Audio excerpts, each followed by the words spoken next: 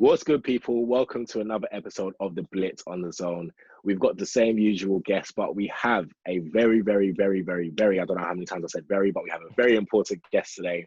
We've got NFL broadcaster Nat COOMBS from the NC show on ESPN UK. Nat COOMBS, how are you? Good to be here. Your over-under on very, I heard, was 8, and you beat it. So you over 1. So congratulations. I think, listen, to have you on the Blitz, I think you deserve more than 8 berries. We might go for 10 next time. But fair play, man. No, it's a pleasure to be here. Thanks for having me. Thank you so much for coming on. We've also got the originals. We've got Abbas, the Press Saints fan. Abbas, how are you, bro?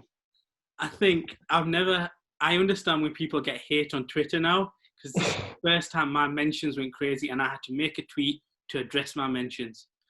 But we moved. I hope this has a good damage. You know what? We will get onto your bad predictions, but see, I don't get about this, Toni and Abbas. Nice to meet you. The Saints fans complaining about feeling depressed. I'm a Dolphins fan. All right. In my lifetime, we've never won the Super Bowl. I mean, come on, you've had it good. What are you talking about? Had it good, but we've been so close. I don't think people can forget the LA Rams game more than anything else. Oh, for sure. Yeah. That's the call that for us kills everything. Yeah. Minnesota, we had the miracle. Last year, we really lost when we were just poor. This year, it's the way we went out. It just looked like the season ended when we looked like the favourites going into everything. And it was just this. And now, like you say, it's the end of an era. So it's like, where do we go from here? Or we got to rebuild, even though we've got really good pieces as well. So that's the struggle now for us. He's really feeling it, huh? He is. I can tell. He's down bad. He's going to be quite a downbeat show. I can feel it. No, in Jameis we trust. But last but not least, we've got James Lewis, our OBJ fan. James, how are you, bro? I'm good, man. Oh, I hope I can be as amazing as Tom Brady when I'm like 43. That's the hopes. Fingers crossed. Listen, the only guy that's still beating Father Time. But you know what? Speaking of Tom Brady, let's get on to them. It's the NFC Championship. I think this has more to it than just the NFC Championship. I think this is kind of the GOAT debate, because I think people that watch NFL will say Tom Brady's the GOAT. But then the people that have, proper watch NFL, you're like, no, Aaron Rodgers is a better QB. If you put Aaron Rodgers in Bill Belichick's system, he might win more rings. So guys, now I'm going to start with you. Going into this game, if you had to put money on the team, who are you going for, the Green Bay Packers or the Tampa Bay Buccaneers? Wow, this is a really tough one to call for me, because I've been big on the Packers for much of the season, even when a lot of hate was getting thrown around. And it was predictable and it was typical, but it was nevertheless, there's a great line in The West Wing where I think it's Martin Sheen's character, Jeb Bartlett, says, is it possible to be astonished and not surprised at the same time? So when you're watching criticism of Tom Brady, that's how I felt this season. I can't believe you're writing him off again. And here he is again in another championship game. I think a lot of the criticism is down to the quite static style of offense that the Bucs have had for a lot of the season in comparison to the Chiefs, obviously. McVay and the Rams when they are rolling, mixing up the jet sweeps, obviously, when the Ravens and Lamar are doing their thing. Because he's an unreconstructed old school quarterback who's not particularly, not at all mobile in the way that they are, although he's deceptively good at taking that step forward, that step to the side and evading coverage. I think that was a lot to do with it. And it made sense when you look at a quarterback, even given everything he's achieved, landing in a brand new system, all these new pieces around him, it's no surprise it was going to take time to gel. And you look how formidable they look now offensively, with the divisional round notwithstanding. It was their defense, I think, that got them through there. It is incredible to see what they're doing. One of the things looking at this game that surprised me, because it's a typical example of the hate that Brady's been getting, and to use your line for people that maybe aren't watching things closely enough, the deep ball. Brady's lost the deep ball. And look, Brees obviously has. I'm sorry to bring that up, but he has. And, but he has. But we've known that all season, and they were making it work, and Peyton was making it work irrespective of that. And we often wondered, would that come back to haunt the Saints? Not in a week 6 gimme against a team nowhere near the playoffs, but in a deep water playoff game. And it did. Michael Thomas was anonymous. They really closed down that short passing game, and that's the obvious shortcoming of not having the deep ball. Brady led the NFL in completions of passes of 20 yards or more with 36, He was second with 1,233 yards on passes of 20 more or less, 11 touchdowns with parties of 20 yards or more. So this idea that Brady doesn't have the deep ball, I think, is an absolute myth. And it's intriguing because this offense is absolutely motoring right now. See, that's the thing. I feel like with the weapons that Tom Brady had, the likes of AB, Goodwin, Gronk, like I've learned from being a Broncos fan and meeting Tom Brady in a couple AFC championship games and just in the playoffs, I've learned never to bet against Tom Brady. Right. So I don't know. I'm not going to give you my pick just yet. Abbas, I'm going to go to you because before we get on to this guy, Abbas earlier on our podcast said that Tom Brady, and I think this was kind of hate-fueled, he said Tom Brady wouldn't even make the playoffs, let alone. and I said, Abbas was one of these haters I was talking about. Yeah, yeah, exactly. So Abbas is one of these haters, but here we are, Abbas, in the NFC Championship game after Tom Brady went to the Superdome, knocked you guys out. So what next, Abbas? Brady or Rodgers? Let me just quickly explain why I said what I said. At that point, I had forgotten there were 7 teams that were making the playoffs. Okay. So the way my rationale was, we're going to have the Packers. You'll either have the Rams or the Seahawks. Mm-hmm. We'll have obviously someone from the NFC East, so you'll have a Philadelphia Web, and then you'll have. I personally believe we will win the division. So then I was looking at Tom Brady. Can you become a 4, a 5, or a 6 seed? I didn't think that would happen. Now onto this game. Okay, he beat us, but I personally think we beat ourselves. And as much as Tom Brady just made less mistakes, if that makes sense. Yeah. He was an exceptional. He was under 200 yards. His defense put him in better field position than ours did. And I knew we would struggle that game anyway when we got into good field position at the start and we didn't capitalize with a touchdown. Now I digress. In this game, I'm going to take Green Bay. I'll take Green Bay because a lot of people have made a big stand on Tom Brady and how the Tampa Bay Buccaneers have been playing. However, they have won they've won the last 6 games. When they've won them last 6 games, they were playing at a point without, in my opinion, pressure. The division was over, so you knew you were settling in for a wild card game anyway. You have Tom Brady now that will be playing 3 games on the road. I can't personally see myself, as much as Tom Brady is as good as he is, to be able to play in 3 road games, again playing against another good defense and coming out victorious. And then I look at the Green Bay Packers, and we can all see that they have, again, the best 1-2 punch for me in Aaron Rodgers and Devontae Adams. Then you have Aaron Jones, who can still run the ball. They played an elite defense last week against the LA Rams, and they ran on them as well, and they were able to pass on them. So I wouldn't be worried about that. My X factor in this game would be Alan Lazard. I said to him, I said last week as well, and he came up good 4 reception, I think, believe 90+ yards. I need him to produce as well, to be another threat to go with Devontae Adams and Aaron Jones. So another question I want to put out there is, if Aaron Rodgers does win this and goes on to, let's say, win the Super Bowl against whoever, Buffalo or Kansas, do we start to put Aaron Rodgers in that GOAT debate with 2 rings, or is he still no way near Brady with 6? Well, I mean, it's a great question, because I think, to follow what you suggested earlier on when you were framing the game and framing the 2 of them, I think most people would agree that Rodgers is the more all-round talented quarterback in terms of skill set and natural ability as a quarterback. So the question is, well, how far does that go when you're looking at the GOAT debate? And as a Dolphins fan, Marino is the prototype there, right? Of just an effortlessly brilliant quarterback who didn't get a ring. So rings have to come into the conversation. It's a really interesting one, I think, when you're looking at quarterback success and evaluating quarterback success, even if you take the rings out of it and look at playoff wins. This ridiculous situation where you can have an incredibly talented quarterback. It was going to happen with Lamar this year if they didn't win the wild card round. Oh, he's 0-3 now in the playoffs. So, like it's all on him, right? The flip side of that is obviously a quarterback, I think, unlike any position in sport, can influence and control a game, all right?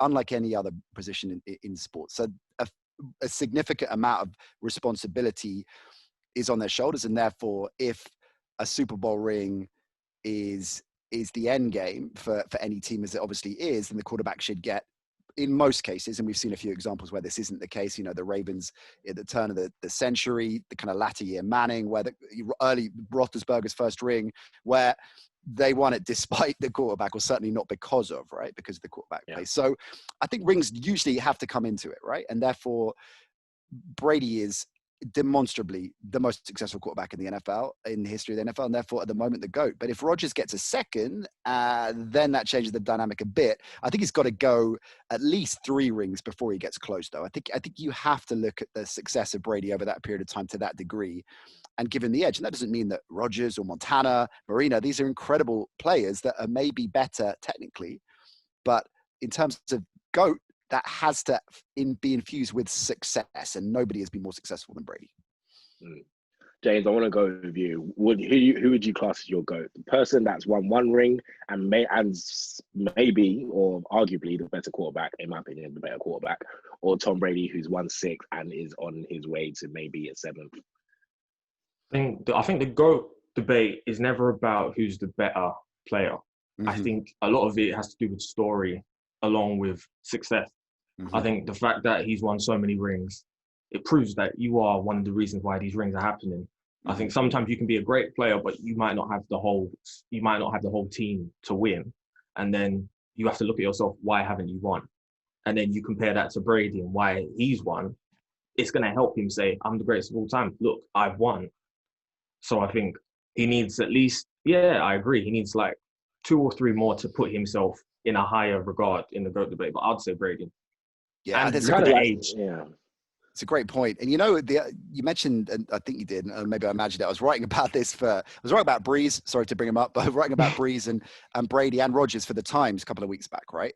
And I looked into another negative depiction of Brady over the years has been he's a system quarterback, right? He's a system quarterback, as though that is certainly a derogatory term, and as though that he's limited. But if you look at the systems, plural, that he played in New England, there was significantly varied. If you look at the different incarnations of those offenses over the years, they were often fundamentally different. So this idea that Brady is somehow limited because he's not, because he's able to adapt and play fluently in the system, that's his job. The fact he's doing that effectively, to me, underlines his greatness. I suppose the other side note there as well is it goes back to the optics I was discussing with regards to this season's Bucs, right? I think because Brady is not even the lack of mobility, so he's not even close to a new school dual threat quarterback, but because he's not an improviser in the way that Rodgers is, right? Certainly in the same way, right? That the way Rodgers can extend a play, the way Rodgers can, everything else is falling down. And the Packers last year were a good example of this, right? And certainly the latter year McCarthy years, there wasn't seemingly any kind of cohesion offensively, yet they were still winning games. And that was because Rodgers was just getting it done. And because I think Brady's quite the same kind of player, I think that is a check against him when people are weighing it all up. They're saying, oh, well, Brady doesn't have that. That doesn't mean he's a lesser player. He's just a different type of player. Well, now we're going to go on to the AFC Championship. And I know it's Buffalo, Josh Allen, who I love, Josh Allen. I did say back in 2018, I did say he's the best QB coming out of the draft, and no one wanted to believe me then. But now I'm kind of right. But we've got the Buffalo Bills versus the team I hate the most, the Kansas City Chiefs. Why do you hate them the most? Oh, you're a Broncos fan. I'm a Broncos fan, yeah. So, yeah. It took me a little while to get there. Yeah, as much as I love Patrick Mahomes, like I do love him, but I'm a Broncos fan. I have to hate the Chiefs. I do miss Alex Smith come back and be the Chiefs quarterback when the Chiefs were mediocre. But anyway, I digress. We're going into the AFC Championship game, Buffalo versus Kansas. Now, I might give you my pick. Obviously, it's going to be a bit biased as a Broncos fan, but give me Buffalo. I feel like they didn't do too. Lamar didn't have a really good game against Buffalo, unfortunately, and then obviously he went out. And but Buffalo did. They shut down what Lamar does best at the end of the day. So you've got to rate that defense a bit. I literally think other than Devontae Adams and Aaron Rodgers, Josh Allen and Stephon Diggs have been maybe arguably the best quarterback wide receiver duo this season. Diggs has been looking crazy. I just feel like maybe if Mahomes, do we officially know if Mahomes is going to play? He might do. I feel like he will. At the time of recording this, we minutes. don't know for sure, but I'd be amazed if he Yeah. didn't. I'd be amazed if he didn't. I mean, and of course they're downplaying the turf toe situation, and it's all about passing through concussion protocol. But turf toe, as any player that you chat to who's had it will tell you, of course there are different degrees of severity, but it can be incredibly bad, and obviously for he'll play through that whatever. So I guess the question is, even if Mahomes starts, what level of fitness is he going to be, and does the 60% Mahomes still equal 100% of most other mere mortals, right? So I was looking at the game. I was looking at the game in October, right, which was Kansas City won, and deep diving a bit into how Buffalo played them, and in particular, if you look at that game, they were playing a lot of soft zone coverage, right? And they were just trying to take away the deep ball, the home run strike that often Mahomes will throw to Tyreek Hill after 11 seconds of the game, and they gave up a lot of obviously short yardage, and particularly the ground game as well. And Clyde Edwards-Helaire had a monster game that day, 161 yards, 6.2 yards a carry. So everyone understandably is fixating on the fitness of Mahomes, but I think the fitness of Clyde Edwards-Helaire is pretty integral to this as well. Abbas, what about you, bro? What do you think? I was just going to say, I think that's a big X factor as well, because even though the Bills have shut down Lamar Jackson, I still personally don't trust the Bills' rush defense myself. I think you can run on them. And like you guys have said just now, that if you can get Clyde Edwards-Helaire in, you've got another weapon there available.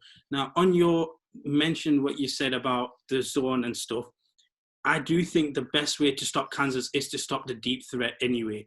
If you can get them into the red zone, me personally, I don't think you can. Patrick Mahomes isn't able to do what he can do when he's not in the red zone. Them big long passes, and that's my not even criticism. What I said last week about him being classed as the darling of the NFL, he's able to get away with certain things that other quarterbacks naturally would not be able to. In terms of this particular game, I would be shocked if the Kansas City Chiefs won this game. I can't imagine, with what I saw last week with Patrick Mahomes, the way he went out, for him in a week to come back and be able to play in a game of this magnitude and to be able to play to that type of standard, it would be remarkable to do that. And then I can understand Patrick Mahomes is an excellent player. I get that. And I'm still on the hype. I understand why people think he is as good as he is.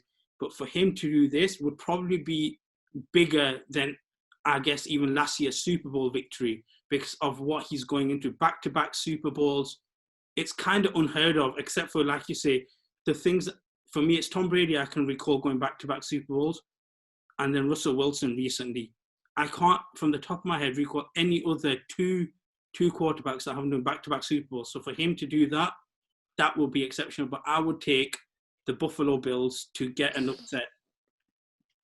It's interesting. It's really, some really great points Abbas makes. And obviously looking at, as every defensive coordinator in the league does, how do you stop Mahomes, right? And Belichick's had a lot of success and taking out the deep threat, which is a Belichickian maneuver, right? Just take out their strongest suit and let them beat you in different ways. The danger, of course, and the problem with this Andy Reid offense is there are so many other different ways. And, and often, as Belichick was talking about, they will run an almost identical play and just interchange the personnel within it. So you're not sure if you're dealing with McCall Hardman or Kelsey or Watkins, who are all great, but very different styles of players.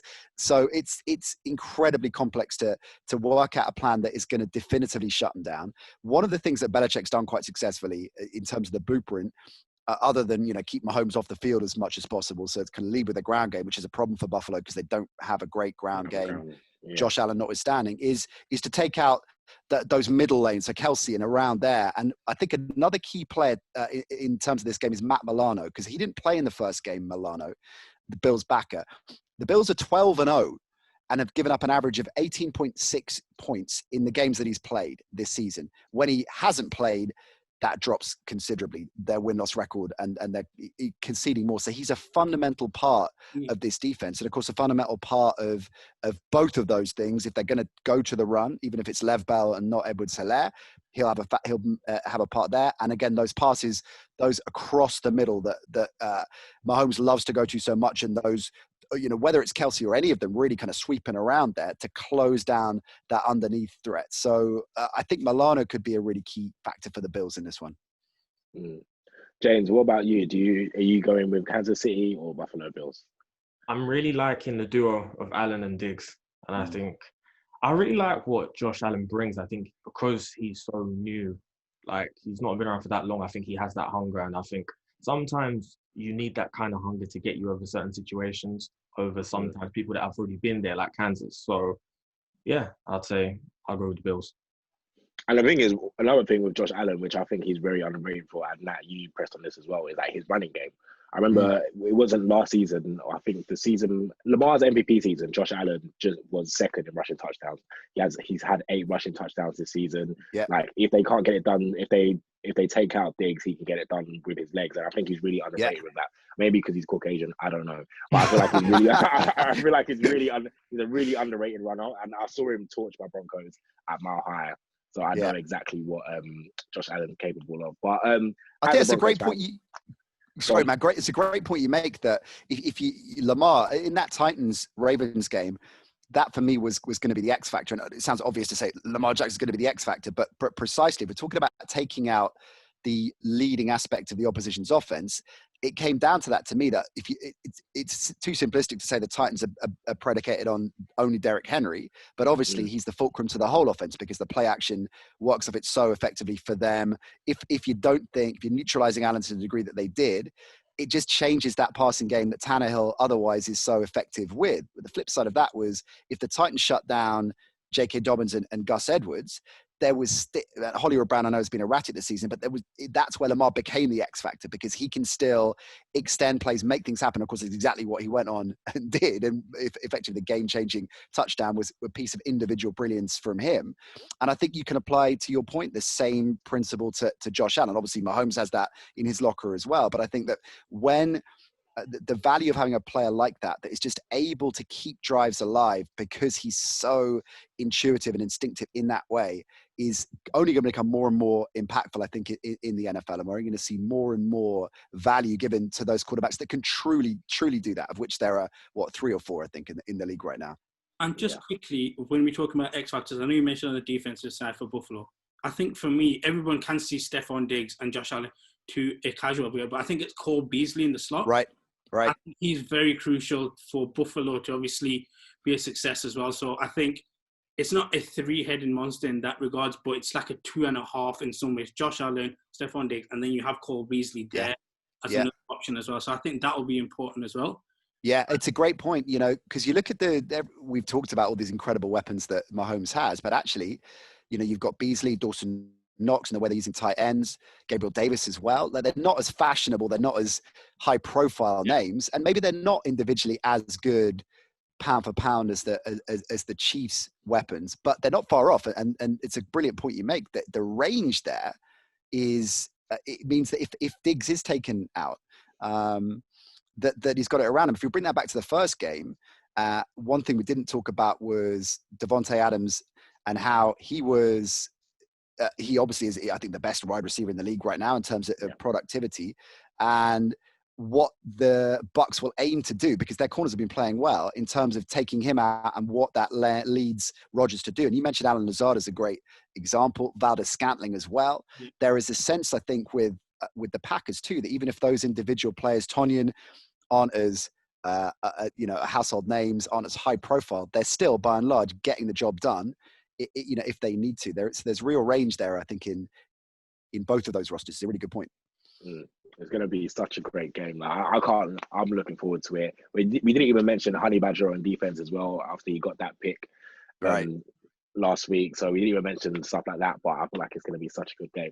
Last but not least, obviously we've seen today Philip Rivers has retired 17 years in the league.